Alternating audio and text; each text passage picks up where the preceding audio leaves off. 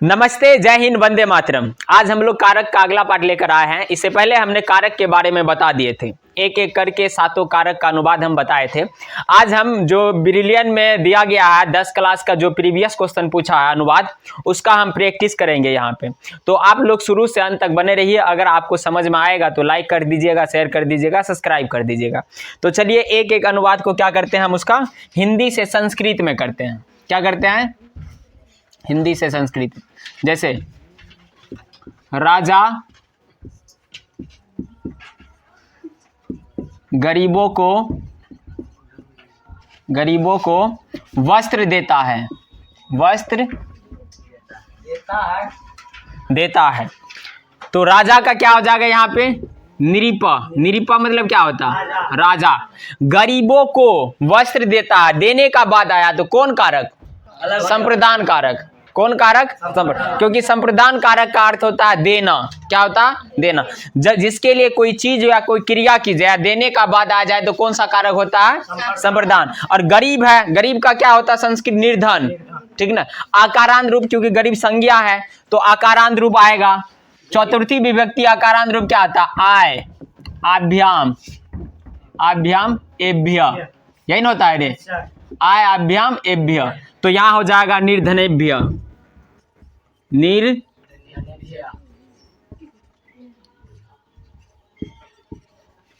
निर्धनेभ्य वस्त्रम ददाति। क्या हो जाएगा? देना का ददाति। यानी राजा गरीबों को वस्त्र देता, इसका हो जाएगा निरीप निर्धनेभ्य वस्त्रम ददाति। निरीप निर्धनेभ्य वस्त्रम ददाति। जैसे अगला, सबों में उषा सुंदर है। अगला अनुवाद, सबों में। हम यहाँ बस कारक का अनुवाद देखेंगे। किसका? कारक के अलावा जो लकार है, लकार को भी छोड़ देंगे। और एक विभक्ति सूत्र आता है, विभक्ति सूत्र का भी अनुवाद को नहीं यहाँ देखेंगे। केवल हम किसका देखने वाले हैं? कारक का। सबों में उषा सुंदर है। उषा की जगह कोई भी आ सकता है, ठीक ना। सबों में उषा सुंदर है, ठीक। सबों में है कौन सा कारक? सप्तमी विभक्ति, सप्तमी यानी अधिकरण कारक। अधिकरण कारक का चिन्ह होता है में या पर। तो सप्तमी विभक्ति क्या होता है? अच्छा, सबों में उषा सुंदर है तो किसका बात हो रहा है? लड़की का। लड़की का बात हो रहा है। लड़की के लिए आकारांत शब्द आता है। आकारांत स्त्रीलिंग के लिए क्या आता है? आकारांत। और आकारांत शब्द सप्तमी विभक्ति जो होता है क्या होता है? आयाम अयोहो आसु, आयाम अयोहो आसु। तो सबों में बहुत सारा, यानी ये लड़की का बात हो रहा है। सबों में उषा सुंदर है तो लड़की से ना तुलना होगा, लड़का से तो नहीं होगा। तो सबों में यानी बहुत सारा, अब बहुत सारा में हो जाएगा आसु। क्या हो जाएगा? सर्व मतलब होता है सभी, तो सर्वासु। क्या हो जाएगा? सर्वासु। तो सबों में का क्या हो गया? सर्वासु। उषा का उषा ही होगा। सुंदर, सुंदर का स्त्रीलिंग हो जाता है सुंदरा। क्या होता है? सुंदरा अस्ति। क्या हो जाएगा? अस्ति। तो कारक चिन्ह कहाँ लग गया? सबों में। कौन सा कारक है? अधिकरण कारक। तो सभी का होता सभी, सभी मतलब सब, सभी का संस्कृत होता सर्व। सप्तमी विभक्ति जाएगा तो सर्वासु। क्या हो जाएगा? सर्वासु। उषा सुंदरा अस्ति। क्या हो जाएगा? सुंदरा अस्ति। आए आ सुंदरा, सुंदरे सुंदरा। तो एक वचन में हो जाएगा सुंदरा अस्ति। क्या किसी को दिक्कत? समझ में आ गया रे? तो सर्वासु उषा सुंदरा अस्ति। कौन सा कारक इसमें? अधिकार। और इसमें कौन सा कारक लगा था? संप्रदान कारक। चतुर्थी विभक्ति कौन सा कारक? संप्रदान कारक। जैसे अगला देखो, संस्कृत भाषा सभी भाषाओं की जननी है। संस्कृत भाषा सभी भाषाओं की जननी है। संस्कृत भाषा सभी भाषाओं की क्या है? जननी है। तो संस्कृत भाषा का संस्कृत भाषा होगा संस्कृत भाषा, ठीक। सभी भाषाओं की क्या है? तो जननी है, सभी। अच्छा, यहाँ भाषा का बात कर रहा है, समझ में आ गया? तो यहाँ जो है ना सभी भाषाओं, यहाँ भी हो जाएगा सर्वासु, और भाषाओं यहाँ हो जाएगा भाषासु। सर्वासु भाषासु, सभी मतलब बहुत सारे तुलना करके बोला है, तो ये भी बहुवचन में जाएगा और ये भी क्या जाएगा, बहुवचन में, तो वही हो जाएगा आयाम अयोहो आसु, सभी भाषाओं की, अच्छा सॉरी, की है तो कौन कारक, संबंध कारक, सप्तमी विभक्ति नहीं होगा, संबंध कारक, कौन सा कारक, संबंध कारक, और संबंध कारक का होता है क्या, अयहा, अया, अयो, अयो, आनाम, क्या होता है, आनाम, तो बहुवचन में जाएगा, कौन सा वचन में, सभी भाषाओं, बहुत सारा भाषा है ना, बहुत सारा भाषा है तो किस में चला जाएगा, बहुवचन में, तो यहां हो जाएगा सर्वनाम, सर्वनाम, भाषा नाम, भाषा नाम, क्या हो जाएगा, सर्वनाम, भाषा नाम, तो सभी का हो जाएगा सर्वनाम, और भाषाओं की तो भाषा नाम, सर्वनाम भाषा नाम, जननी, जननी अस्ति, अस्ति क्यों होगा, क्योंकि केवल संस्कृत भाषा का बात हो रहा है, तो हो गया आपका संस्कृत भाषा सर्वनाम भाषा नाम जननी अस्ति, यानी संस्कृत भाषा सभी भाषाओं की जननी है। यहाँ सर्वनाम भाषा नाम क्यों आ, समझ में आ गया, क्योंकि कौन सी विभक्ति है, तो संबंध कारक, षष्ठी विभक्ति है, संबंध कारक का चिन्ह होता है का, के, की, यही होता है, तो देखो का के की आया है, की आया है, तो ये भाषा का बात हो रहा है, तो ये आकारांत शब्द होगा, कौन सा शब्द होगा, आकारांत स्त्रीलिंग, तो आकारांत स्त्रीलिंग का होता है अया, अयो, आनाम, आनाम इसीलिए आया क्योंकि बहुवचन में, भाषाओं बहुवचन में, तो इसमें भी होगा सर्वनाम और यहाँ होगा भाषा नाम, तो संस्कृत भाषा सर्वनाम भाषा नाम जननी अस्ति, क्या दिक्कत है। अगला देखिए, जैसे मैं सूर्य उगने पर, मैं सूर्य उगने पर जाऊंगा, मैं सूर्य उगने पर जाऊंगा, मैं का हो जाएगा अहम, मैं का क्या हो जाएगा अहम, उगने का होता उदित, सूर्य उगने पर है तो कौन सा कारक, अधिकरण कारक, कौन सा कारक, अधिकरण कारक, और सूर्य का बात कर रहा तो यहाँ सूर्य तो क्या हो जाएगा, संज्ञा, संज्ञा के साथ आकारांत शब्द आ जाएगा, आकारांत शब्द होता है ए, अयोहो, एसु, आकारांत रूप जो होता है ना, सप्तमी विभक्ति आकारांत रूप, ए, अयोहो, एसु, तो सूर्य क्या आगो होता है, सूर्य एक है तो एक वचन का लगेगा तो ए लगेगा, उगने का होता है उदित, उगना का क्या होता है उदित, तो यहां भी हो जाएगा उदिते, इसमें भी लगेगा ए, तब लास्ट में देंगे क्या, सूर्य, क्या हो जाएगा सूर्य, या सूर्य उदिते भी दे सकते हैं या उदिते सूर्य भी दे सकते हैं, कोई दिक्कत, तो उदित में भी, उदित मतलब होता है उगना, उदित मतलब क्या, उगना, तो उदित में सप्तमी विभक्ति लगेगा तो रूप हो जाएगा ए, हो जाएगा उदिते, और सूर्य में भी सप्तमी विभक्ति लगेगा तो क्या हो जाएगा सूर्य, क्या हो जाएगा सूर्य, तो अहम उदिते सूर्य, जाऊंगा, जाना का होता है गमिस श्याम, यहाँ क्योंकि लंग लकार का है, लिरिट लकार का भविष्यत काल का, तो क्या हो जाएगा गमिष्यामि, तो यहां हो गया आपका अहम उदिते सूर्य गमिष्यामि, या नहीं तो होता अहम सूर्य उदिते गमिष्यामि, दोनों चलेगा, संस्कृत में ये सब नहीं देखा जाता उल्टा पुल्टा, यहां चलेगा, समझ में आ गया, तो मैं सूर्य उगने पर जाऊंगा, उगना का संस्कृत क्या होता उदित, और सूर्य का संस्कृत क्या होता सूर्य ही, भास्कर भी दे सकते हैं, आदित्य भी दे सकते हैं, तो हम केवल क्या दे दिए, सूर्य दे दिए, कोई दिक्कत, कौन सा कारक इसमें है, तो अधिकरण कारक, और अधिकरण कारक का चिन्ह होता है मैं पर, तो मैं पर आ गया, कोई दिक्कत, समझ में आ गया। अगला अनुवाद देखो, अगला अनुवाद, डॉक्टर राजेंद्र प्रसाद भारत के प्रधानमंत्री थे, डॉक्टर राजेंद्र प्रसाद भारत के प्रधानमंत्री, राष्ट्रपति थे, तो डॉक्टर राजेंद्र प्रसाद का वही हो जाएगा, डॉक्टर राजेंद्र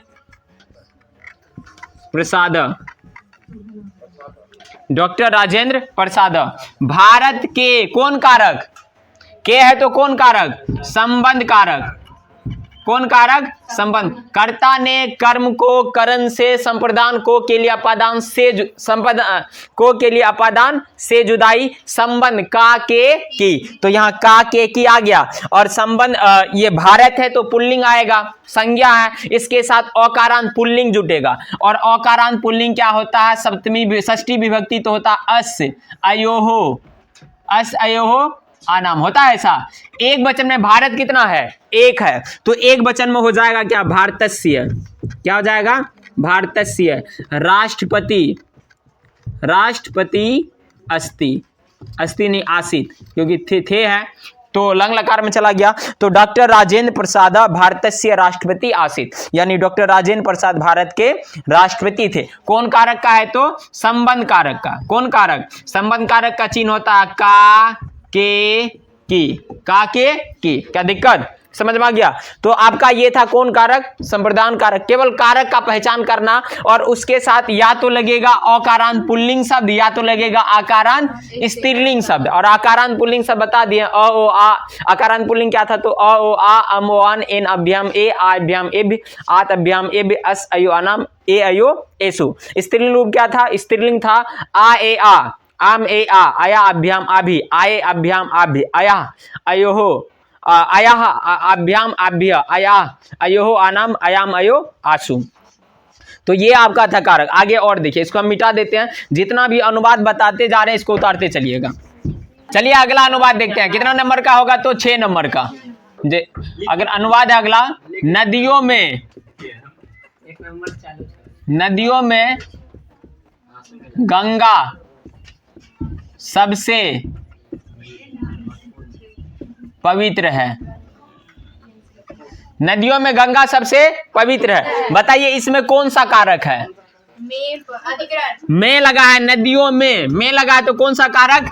अधिकरण कारक, क्योंकि अधिकरण कारक का चिन्ह होता है में पर। अधिकरण कारक में पर। बहुत सारा नदी है, कह रहा कि नदियों में बहुत सारा नदी है, तो ईसु हो जाएगा नदीसु। क्या हो जाएगा? नदीसु, यानी बहुत सारा नदी है तो क्या हो गया? नदीसु। गंगा, गंगा का हो जाएगा गंगा ही। गंगा का क्या हो जाएगा? गंगा। सबसे पवित्र है, पवित्र का होता पवित्रम, सबसे का यहाँ पवित्रतमा हो जाएगा। सबसे पवित्र का पवित्रतमा, पवित्रतमा। नदीसु गंगा पवित्रतमा अस्ति। क्या हो जाएगा? नदीसु गंगा पवित्रतमा अस्ति। क्यों हुआ? नदियों में बहुत सारा नदी था, तो यहाँ ना दीर्घई कारांत स्त्रीलिंग आया है। जब दीर्घई कारांत बढ़ाएंगे ना तब वहां समझ में आ जाएगा। तो यहाँ आ जाएगा आपका नदीसु गंगा पवित्रम अस्ति। नदीसु गंगा पवित्रम अस्ति। अगला अनुवाद देखिए, अगला हो जाएगा गंगा हिमालय से निकलती है। हिमालय से निकलती है। गंगा कहां से निकलती है? हिमालय से निकलती है, तो गंगा का हो जाएगा गंगा है। देखो कौन सा कारक होगा ये? गंगा हिमालय से निकलती है, कौन कारक? कारक चिन्ह क्या? सी। कारक चिन्ह क्या है? से। तो यहाँ अलग हो रहे हैं, अलग हो रहे हैं, जुदा हो रहे हैं। अपादान कारक, अपादान कारक में क्या होता है? तो अपादान कारक का होता है अपादान से जुदाई। तो हिमालय से निकल रहा है, तो हिमालय से क्या हो रहे हैं? अलग हो रहे हैं, जुदा हो रहे हैं। तो हिमालय में लग जाएगा क्या? आकारांत पुल्लिंग। तो आकारांत पुल्लिंग पंचमी विभक्ति होता है आद अभ्याम एभ्य, आत अभ्याम एभ्य।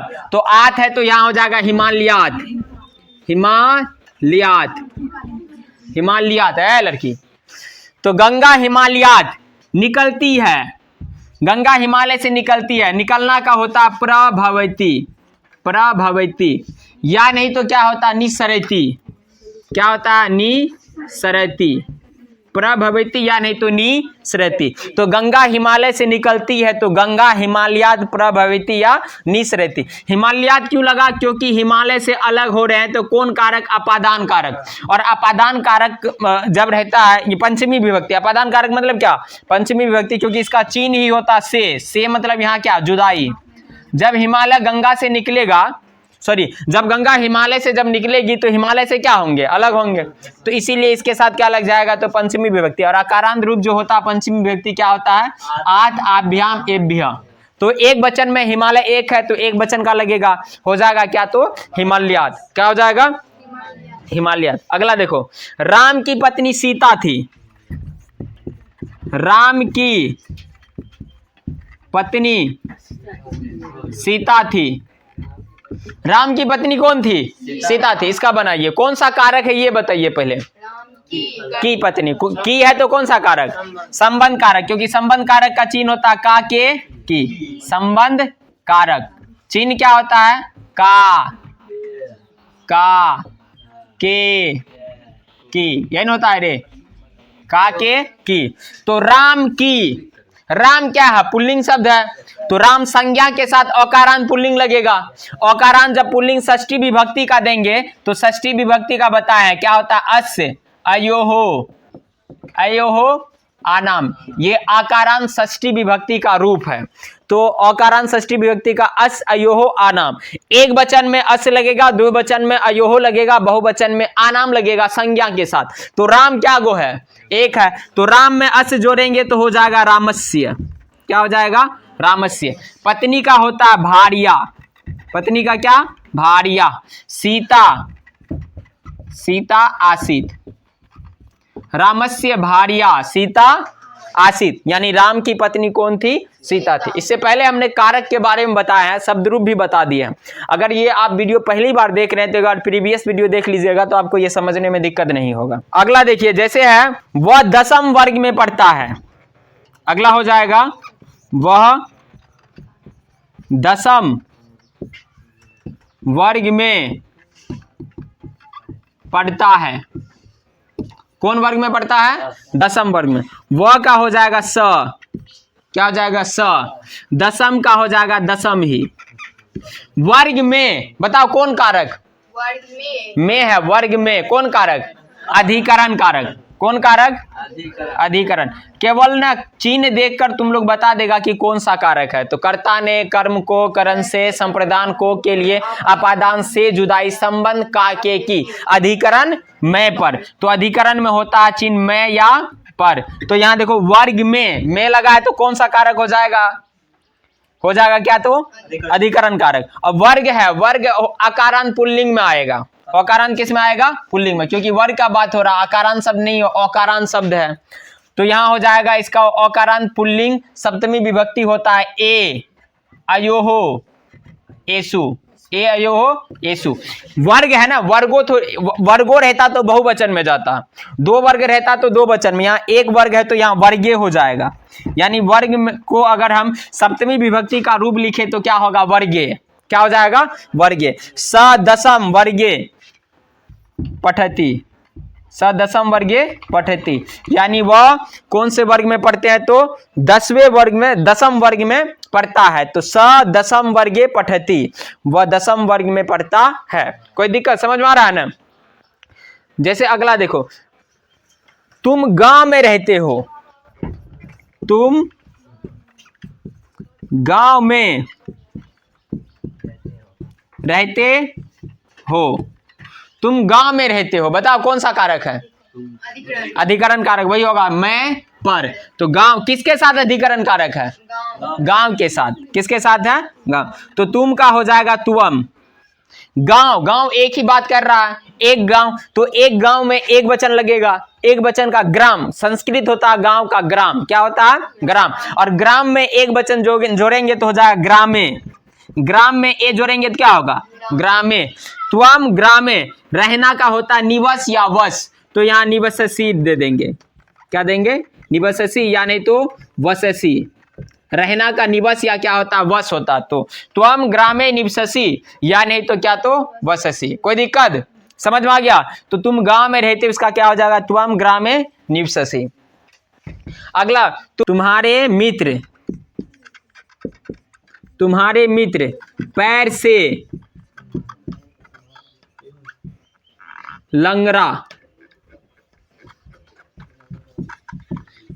है। देखो जब हम विभक्ति सूत्र पढ़ाएंगे तो तृतीया विभक्ति में ना एक सूत्र तुम लोग को पढ़ाएंगे, यनांग विकार। क्या पढ़ाएंगे, यनांग विकार। किसमें हम लोग पढ़ेंगे, ये विभक्ति सूत्र में। अगर विभक्ति कारक समझ लो, अगर विभक्ति सूत्र पढ़ा दिए तो समझ लो कि तुम्हारा संस्कृत का 80% अनुवाद कंप्लीट हो जाएगा, ठीक ना। यनांग विकार, यनांग विकार मतलब होता है जब शरीर के किसी भी अंग में किसी भी तरह का कोई दिक्कत होता है तो उसके साथ तृतीया विभक्ति जोड़कर शब्द बनता है। जैसे कि देखो यहाँ पे, तुम्हारे मित्र पैर से लंगड़ा है, तो विकार कहाँ है, पैर में, तो पैर के साथ कौन सा विभक्ति लगेगा? तृतीया विभक्ति। और वैसे भी हम बताए थे कि तृतीया विभक्ति यानी करण कारक किसके साथ लगता है? करण कारक। और करण कारक का चिन्ह होता है से। क्या होता है? से। और वहां से मतलब द्वारा या साधन। तो पैर एक तरह का क्या है? साधन। पैर का संस्कृत होता पाद। पैर का संस्कृत क्या होता? पाद। क्या तुम लोग सोच रहा है गोचा से? पैर का संस्कृत पाद। तुम्हारे का होगा संस्कृत तब, युष्मद रूप पढ़ाएंगे तब वहां तुम्हारे का क्या होता है? तो तब। मित्र का होगा मित्रम। मित्र का क्या? मित्रम। पैर का होता है पाद। क्या होता है? पाद। अगर हम तृतीया विभक्ति अकारांत शब्द जोड़े, देखो पैर तो वैसे नपुंसक लिंग है, और जब हम पढ़ा रहे थे कि अकारांत तृतीया विभक्ति से, अकारांत पुल्लिंग का तृतीया विभक्ति से सेम वही होता है क्या? नपुंसक लिंग। बिल्कुल आएगा इसमें। तो पाद का हो जाएगा तृतीया विभक्ति लगेगा एन आभ्याम, एन आभ्याम एभ्य, एन अभ्याम ए होगा। अपादान कारक क्या कहते हैं? अकारांत पुल्लिंग रूप होता है तृतीया विभक्ति एन अभ्याम ए। क्या होता है? एन अभ्याम ए। तो तब मित्रम पादेन। क्या? तो पादेन। लंगरा का होता खंज।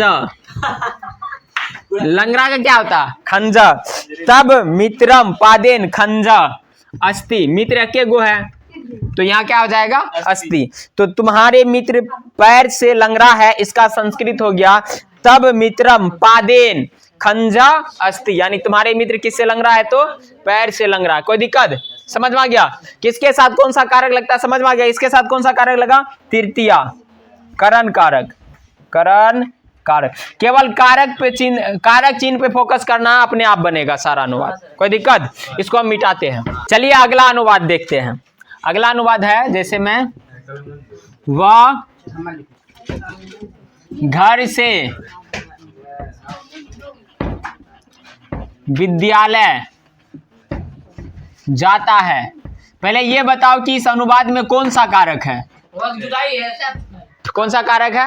अपादान कारक। क्योंकि कह रहा कि वो घर से विद्यालय जाता है, इसका मतलब घर से क्या हो रहा? अलग हो रहा है। तो अपादान कारक किसे कहते हैं? जब किसी से हम अलग होते हैं, तो जिससे अलग होता है उसी को क्या कहते हैं? अपादान। तो यहाँ अपादान कारक क्या हो जाएगा? घर, क्योंकि घर से हम अलग होते हैं तो अपादान कारक होगा। और अपादान कारक का जो चिन्ह होता है वो होता है से मतलब यहाँ जुदाई।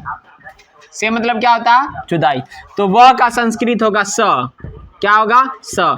घर से अलग होता है तो ये यहाँ अकारांत लगेगा। अकारांत पुल्लिंग पंचमी विभक्ति होता है। अपादान कारक में कौन सी विभक्ति? पंचमी विभक्ति। पंचमी विभक्ति का रूप होता है आत, आभ्याम, आभ्याम एभ्य, आत अभ्याम एभ्य। तो संस्कृत, घर का संस्कृत होगा गृह। गृह में जोड़ेंगे आत तो हो जाएगा गृहात, क्योंकि एक ही घर है। तो स गृहात। कहाँ जा रहा है? तो विद्यालयम। जाना का गच स के साथ ती लगेगा, हो जाएगा क्या? गच्छति। यानी वह घर से विद्यालय जाता है। क्या दिक्कत है किसी को? अगला देखो, अगला होगा उसका घर, उसका घर विद्यालय से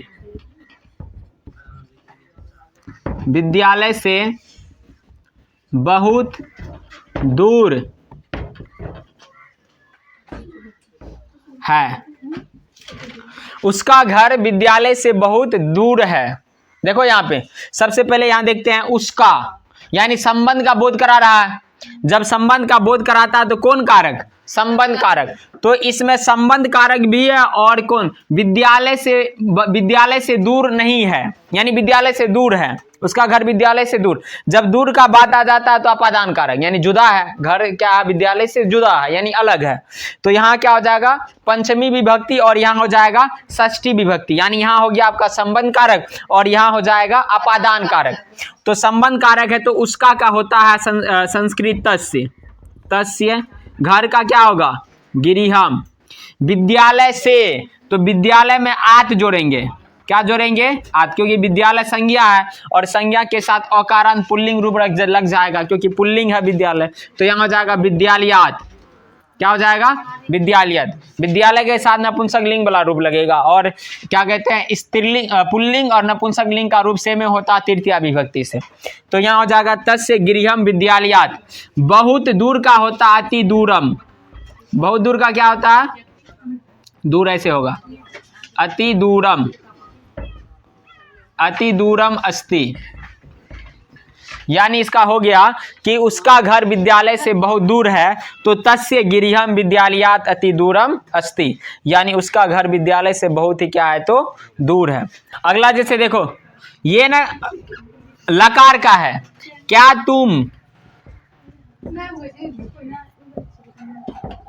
तुम उसे जानते हो। देखो अगला अनुवाद है कि क्या तुम उसे जानते हो। बताओ इसमें कौन सा कारक है?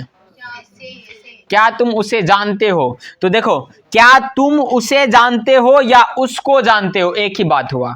समझ में आ गया? उसे जानते हो या नहीं तो उसको जानते हो। तो क्या का होगा संस्कृत की? क्या का संस्कृत की? तुम का हो जाएगा तुम, तुम का तुम।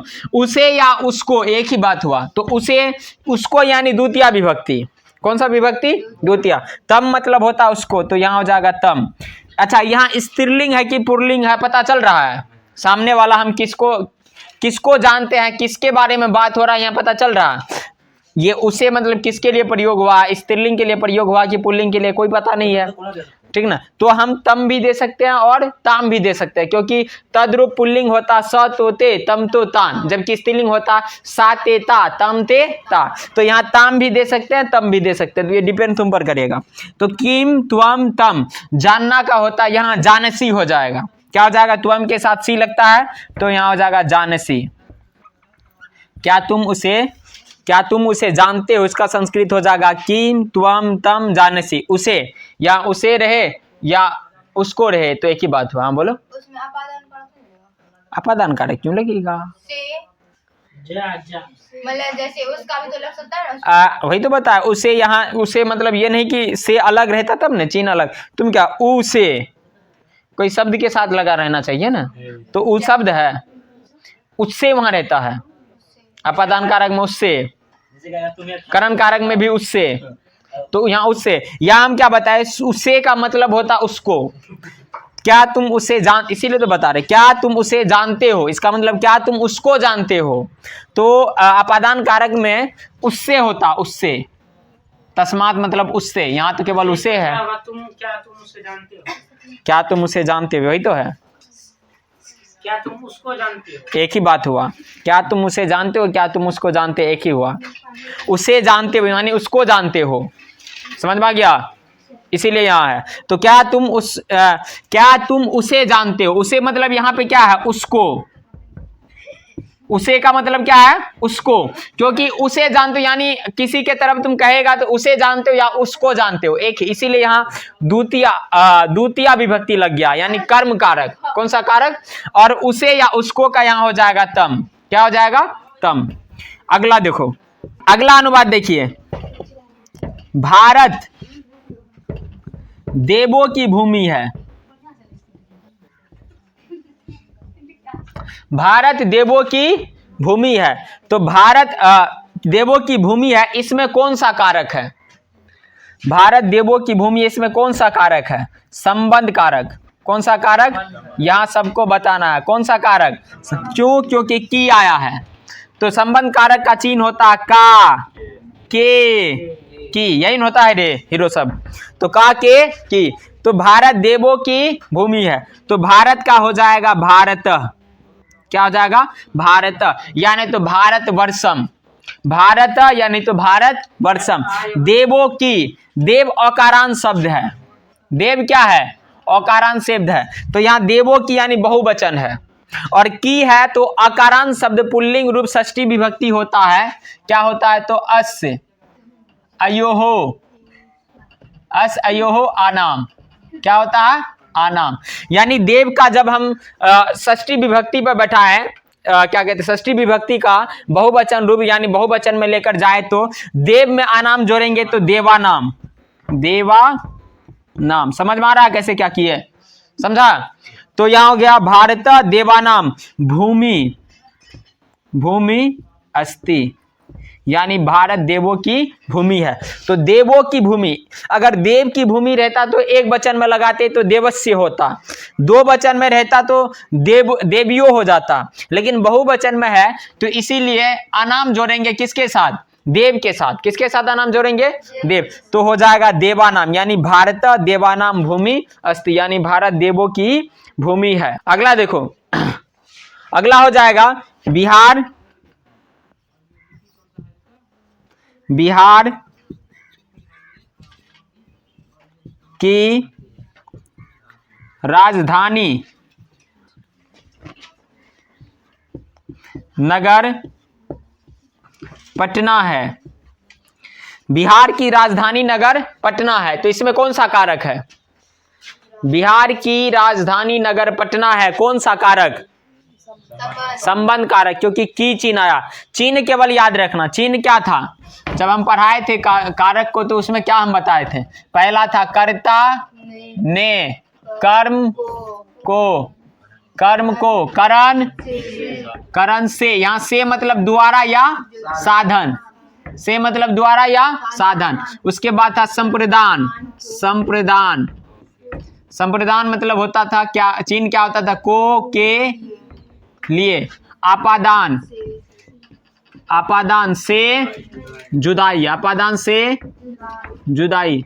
अधिकरण नहीं, संबंध कहाँ गया? संबंध, का के, का के की, और अधिकरण, अधिकरण मैं पर। और एक था क्या? तो संबोधन, संबोधन कारक में था हे। बस हमको ना केवल फोकस करना चिन्ह पे। तो ये जो अनुवाद लिखाए हैं, कारक चिन्ह समझ में आ गया।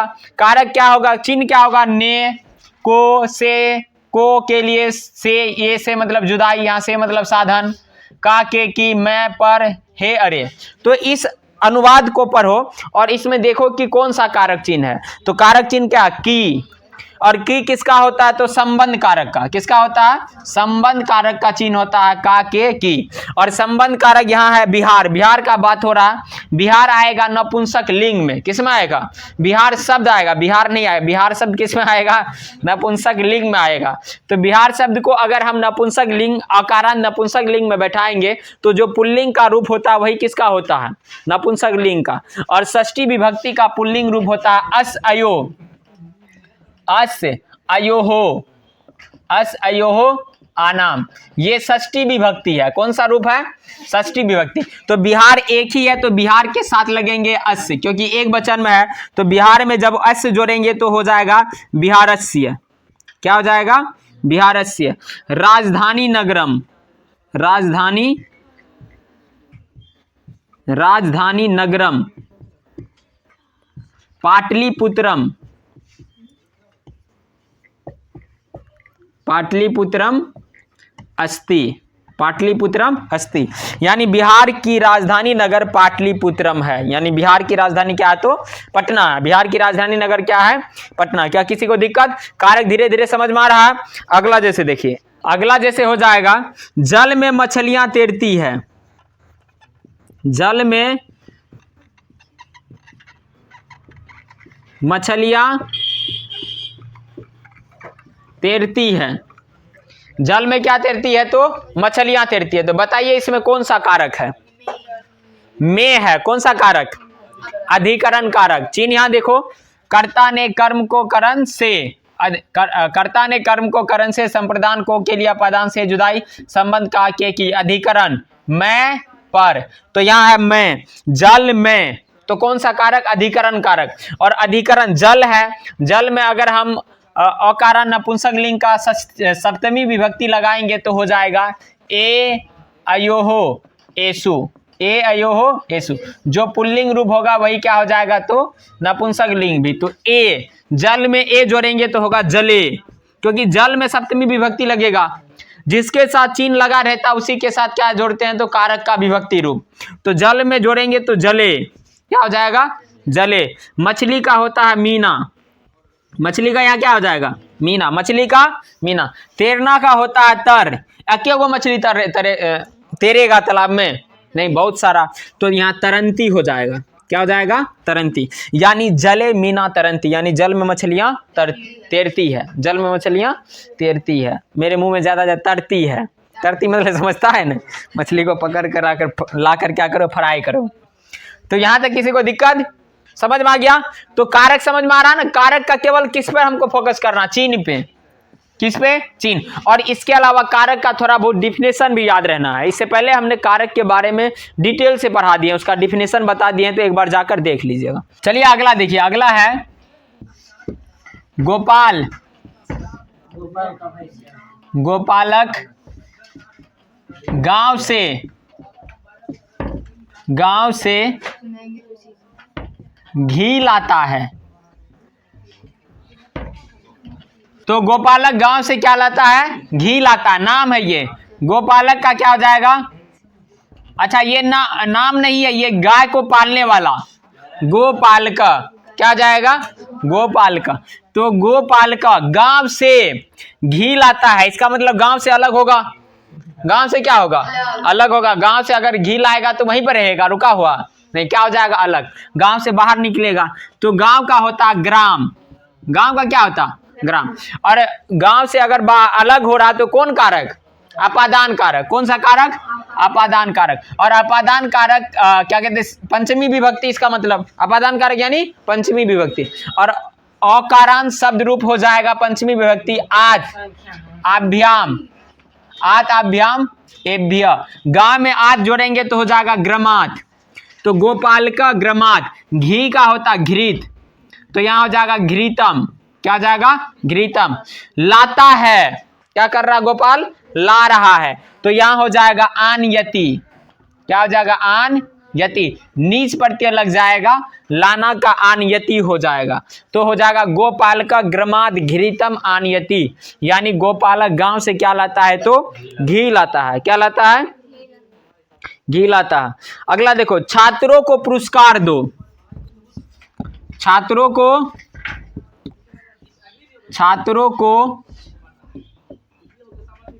पुरस्कार दो। छात्रों को पुरस्कार दो। छात्रों को पुरस्कार देने का बात आ गया। देने का बात किस कारक में होता है? संप्रदान कारक में। कौन सा कारक में होता है? देने का बात होता है संप्रदान कारक। और संप्रदान कारक का चिन्ह होता को या के लिए। को या, संप्रदान कारक का चिन्ह क्या होता है? को या के लिए। तो छात्रों को क्या दो? तो पुरस्कार दो। क्या दो? पुरस्कार। तो इसका मतलब कौन कारक इसमें है? संप्रदान कारक को के लिए। और चिन्ह क्या होता है? तो इसके साथ कौन सा विभक्ति लगता है? तो चतुर्थी विभक्ति। संप्रदान कारक के साथ कौन सा विभक्ति? चतुर्थी। तो अकारान जो रूप है, अकारान चतुर्थी विभक्ति वो होता है आय।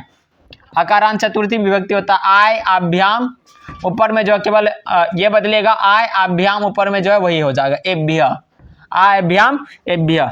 तो छात्रों को क्या दो? तो लिख देते हैं आय आभ्याम एभ्य। ठीक है। तो छात्र एक है कि बहुत सारा है? बहुत सारा है। तो बहुत सारा है तो इसके साथ एभ्य लगेगा, तो हो जाएगा छात्रेभ्य। क्या हो जाएगा? तो छात्रेभ्य। तो छात्रों को, इसका हो गया छात्रेभ्य। पुरस्कार का हो जाएगा पुरस्कार। पुरस्कार का क्या हो जाएगा? पुरस्कार। दो, देने का बात हो रहा है। किसका बात हो रहा है? देने का। तो यहां हो जाएगा देही। क्या हो जाएगा? देही। तो छात्रेभ्य पुरस्कार दे, यानी छात्र को क्या दो? तो पुरस्कार दो छात्र को। अगला देखो, गुजरात की भाषा। गुजरात की भाषा गुजराती है। अगला अनुवाद क्या है? गुजरात की भाषा गुजराती है। तो इसमें बताइए कौन सा कारक? कौन सा कारक? संबंध कारक। संबंध कारक। गुजरात की भाषा गुजराती यानी कौन कारक? संबंध कारक। तो गुजरात की किसके साथ की है? तो गुजरात के साथ, यानी इसके साथ लग जाएगा संबंध कारक। और संबंध कारक यानी षष्ठी विभक्ति का रूप होता अस्य अयोहो, अयोहो आनाम, अस अयोहो आनाम। तो गुजरात ने एक प्रदेश है। गुजरात क्या है? प्रदेश है। जब भी अनुवाद बनाना है ना, गुजरात प्रदेश लगा देना है। गुजरात गुजरात साथ में प्रदेशस्य, गुजरात प्रदेशस्य भाषा, भाषा गुजराती, गुजराती अस्ति, गुजराती अस्ति, यानी गुजरात प्रदेश की भाषा क्या है तो गुजराती है। बिल्कुल ही लगा सकते हैं, गुजरातस्य हो जाएगा, या तो आप गुजरात प्रदेशस्य दे दीजिए या नहीं तो गुजरातस्य दे दीजिए, अस्सी दोनों में लग जाएगा। तो गुजरात प्रदेशस्य भाषा गुजराती अस्ति, यानी गुजरात प्रदेश की भाषा क्या है तो गुजराती है। क्या है, जैसे हम दें कि क्या तुम गुजराती जानते हो, क्या तुम गुजराती, ऐसा पूछ सकता है किसी से। जैसे देखो अगला क्या है, तो क्या तुम गुजराती भाषा जानते हो, क्या तुम गुजराती भाषा जानते हो, तो क्या का संस्कृत क्या, व्हाट, नहीं, क्या हो जाएगा यहाँ पे किम, क्या हो जाएगा किम। तुम का हो जाएगा तुम, किम का हो जाएगा तुम का हो जाएगा तुम, गुजरात का हो जाएगा, गुजराती का हो जाएगा वही गुजराती, भाषा है तो वही रहेगा गुजराती। किम तुम गुजराती, जानना जानते हो यहाँ हो जाएगा तुम है, तुम के साथ लग जाएगा जानसी, सी लगेगा तो हो जाएगा किम तुम गुजराती जानसी, क्या तुम गुजराती जानते हो, अंग्रेजी में डू यू नो गुजराती, यहाँ हो जाएगा क्या तो आपका किम तुम गुजराती जानसी। तो गुजराती के स्थान पे कुछ भी हो सकता है, हिंदी हो जाएगा, उर्दू हो जाएगा, बंगाली हो जाएगा, अरबी हो जाएगा, कुछ भी हो जाएगा। तो क्या किसी को कोई दिक्कत? आई होप कि आप लोग को यहाँ तक समझ में आ गया है। अगर आ गया तो इसको लाइक कीजिए, शेयर कीजिए, सब्सक्राइब कीजिए। साथ ही अगर आपने कारक से जुड़ा हुआ प्रीवियस वीडियो नहीं देखे हैं तो एक बार जाकर देख लीजिएगा। शब्द रूप भी पढ़ा दिए हैं, लकार भी पढ़ा दिए हैं। अगर आपको किसी भी तरह का कोई भी डाउट होता है तो आप हमको कमेंट करके बता सकते हैं। तब तक के लिए जय हिंद, वंदे मातरम, मिलते हैं नेक्स्ट वीडियो।